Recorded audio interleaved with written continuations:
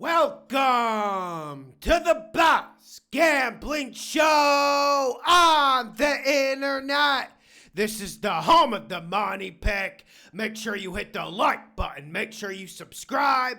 Week 3 player props to bet. Carson Wentz edition. We're going to cook up the best same game parlay for the Bengals Vikings on executive tier on Patreon. But guys, I'm ready to go, and I feel like we're getting the distribution patterns down a little bit more, so let's get into it. Let's get into the week 3 props to bet. First prop, give me Breece Hall, under 58.5 rushing yards. Listen, you say Todd Bowles, I say good run defense, and they can't cover a lick, and we know that, and we know Bowles needs to blitz to get pressure. But one thing about a Buccaneers defense you don't need to worry about is you don't need to worry about them staying in their run fits. And when you have Vita Vea, that helps. And also the Jets do have a little bit of a platoon happening at running back. This isn't a fade of Breece Hall for me at all. This is more a fade of just the Jets matchup against this front seven. I think Breece Hall is going to be active in the pass catching game, but 58.5 is rather high against this front. And I do think Tyrod Taylor will be able to throw the ball quite a bit. So give me the under 58.5 rush yards for Breece Hall. Next prop, we got Devonte Adams, over 60.5 receiving yards. I've been impressed, man. When I saw this on Tuesday, it was 55, 56. Someone can inform me. It's up to 60.5 now, and maybe we're buying high, but I don't think we are. And everyone wants to talk about Nakua and Matt Stafford, but I've been impressed with the Devonte Adams signing so far. And I've been proven wrong. And one thing that I've been proven wrong by is his ability to get down the field and create separation on the deep ball. I did not see that coming. We knew he would be a force in that intermediate area, but he's helping the Rams get deep. And remember the Rams last year? It felt like they were playing in a box at times, a small box, which is strange when you have Matt Stafford and he's got an absolute bullet arm. We saw Devonte Adams absolutely eat L'Jarius Sneed and that Titan secondary last week. I think it's going to happen. I'm not saying he's going to eat the Eagles secondary for lunch because they're a tough opposition, but the Eagles do have some issues once you get to second and third string cornerback when you talk about that nickelback position. Adoree Jackson, we don't know what solution they're going to find this year. Give me the over 60.5 receiving yards from Devonte Adams. Next prop, same game. We got the Eagles under 24.5 team total.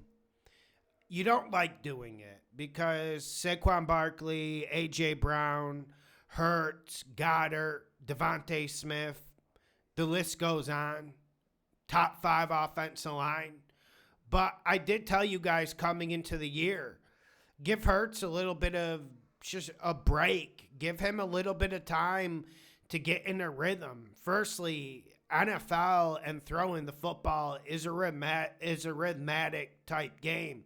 Secondly, I mean, every single year it's a new offensive coordinator.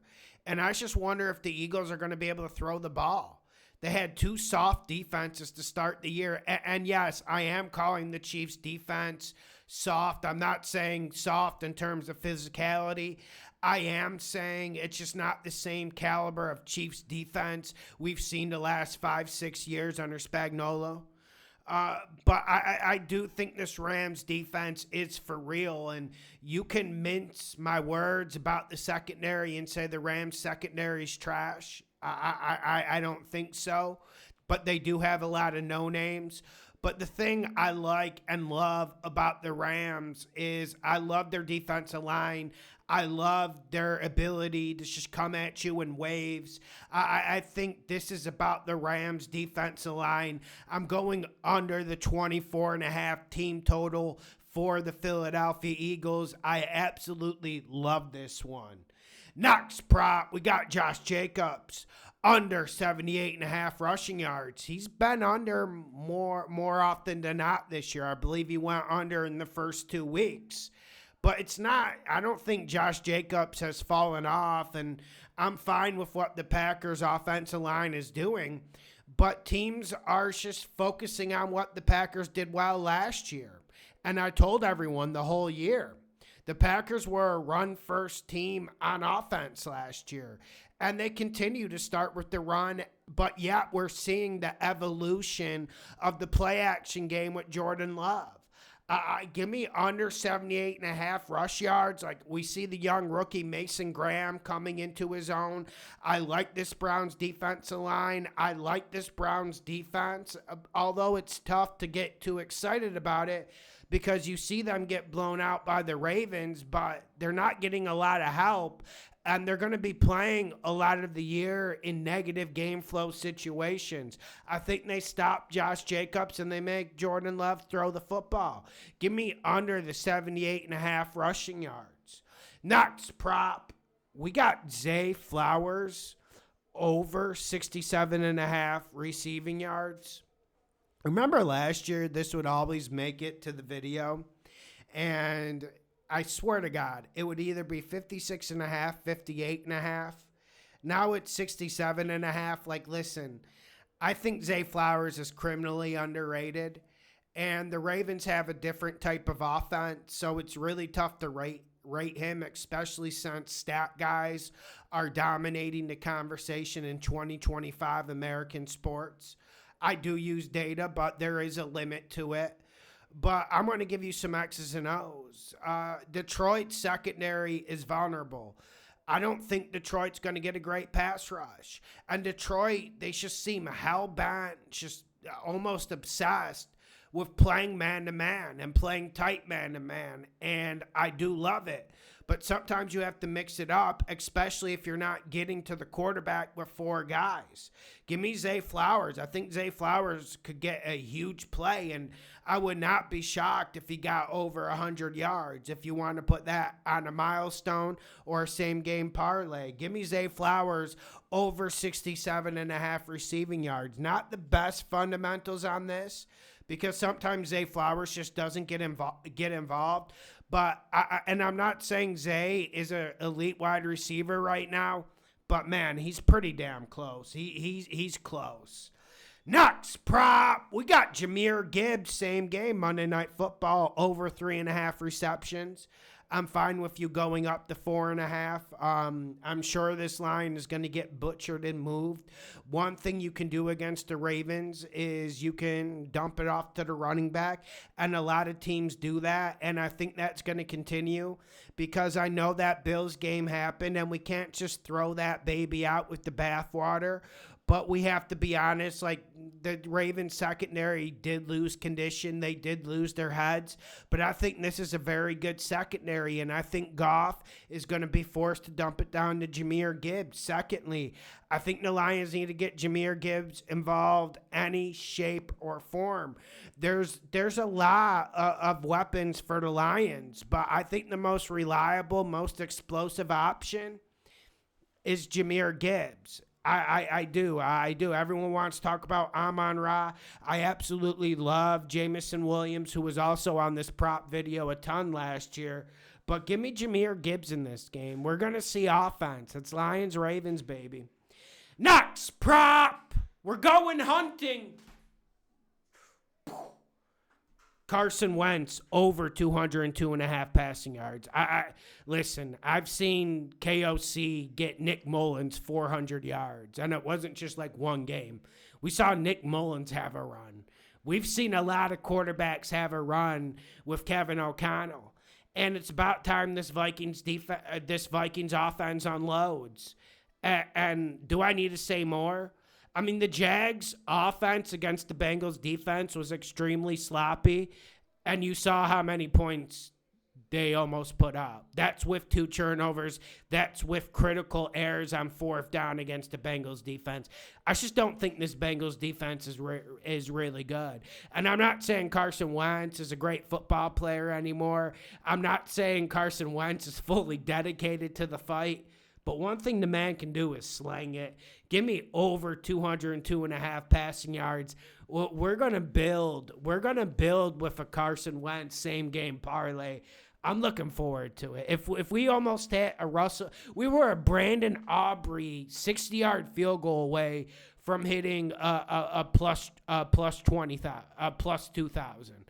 So I'm feeling good. Actually, it was like plus 19,000. So give me Carson Wentz over 202.5 pass yards. Nuts prop. We got Stefon Diggs. I can heal you, baby. You saw that interview with Cardi B.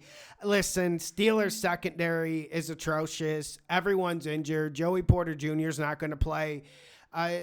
Ramsey was absolutely terrible last week, and it's looking like he's danged up. And I'm just not sure Darius Slay is fit to requirements to be on the NFL field anymore. I mean, give me Stefon Diggs. I think Diggs can operate in this middle area, and the Steelers just won't switch from man to man. I don't get it. We barely saw any zone against the Seahawks, and they were getting cooked by the whole game. Next prop, we got Chris Olave. Over 59.5 receiving yards. Chris was bad against the 49ers. He was bad. He really let Spencer Rattler down. But he still put up stats. He still made some big catches. And he's still creating tons of separation. Like, he's just a really, really good football player. And I can't see him having a sloppy game. Like, he had a sloppy game like Thomas Jr. had against the Bengals. I just think Chris Olave gets going, and I just think he's a great player. He's an underrated player. He's hidden with the Saints in their current state. Also, Rattler's doing enough at quarterback to make me feel confident. And while I do like some of the strides the Seattle front seven is making, I do think there's some weaknesses on the back end for Seattle. They've been dealing with some injuries as well. Give me Chris Olave over 59.5 receiving yards. Last prop, this has been on, I believe it's been on the first 2 videos. Wadale Robinson from the Giants, over 43.5 receiving yards. I think he's Russell's most trusted target. And he can get deep, and we saw that against the Cowboys. But the reason why I love him is because he's going to be working underneath, and he's very good at that. He's good over the middle. He's good at taking hits. And I think he's like a legit number 2 receiver now in this league. Like a team like the Steelers could use him to pair with Calvin Austin and DK Metcalf. So I think he's going to have some clearance. And like I said earlier in the video, I'm just not as bullish on this Chiefs defense as I was before. And I get they were very good against the Chiefs, but I do think they have their limitations, and their limitations are in the secondary. Give me Wadale Robinson over 43.5 receiving yards. Make sure you hit the like button. Make sure you share the videos. The best gambling show on the internet. Let's get this money.